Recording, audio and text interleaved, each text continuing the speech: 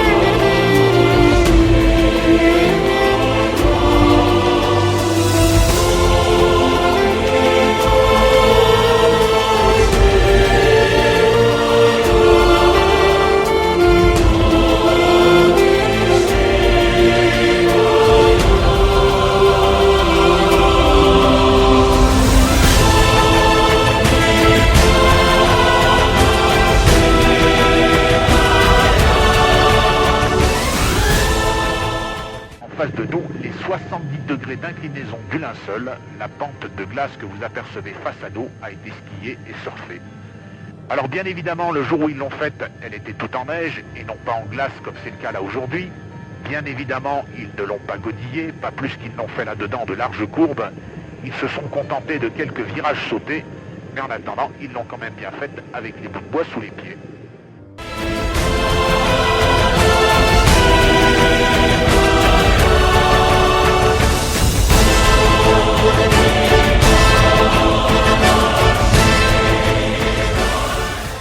Plus en avant, cette aiguille qui apparaît et qui penche singulièrement du côté où elle menace peut-être bien de s'effondrer un jour, c'est la dent du géant. La ligne de crête qui part de la dent du géant et qui désormais dans notre dos va rejoindre le sommet des Grandes Jorasses, ce sont les arêtes de Rochefort, la frontière franco-italienne.